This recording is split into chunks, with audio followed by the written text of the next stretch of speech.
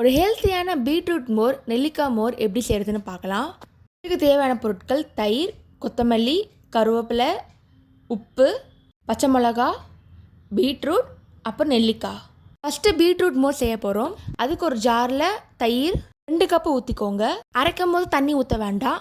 Blend ஆனதுக்கப்புறமா கடைசியாக தண்ணி ஊற்றிக்கலாம். நெக்ஸ்ட்டு ஒரு பச்சை மிளகா போட்டுக்கிறேன்.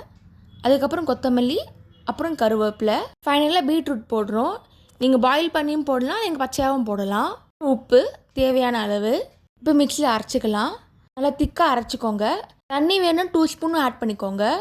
நல்லா அரைச்சாச்சு. பீட்ரூட் மோர் அப்படியே சாப்பிட்லாம், இல்லைனா வடிகட்டி கூட நீங்கள் சாப்பிட்லாம். ஒரு ஹெல்த்தியான பீட்ரூட் மோர் தயாராகிடுச்சு. இப்போ நெக்ஸ்ட்டு நெல்லிக்காய் மோர் எப்படி செய்கிறதுன்னு பார்க்கலாம். ஒரு ஜார் எடுத்துக்கோங்க.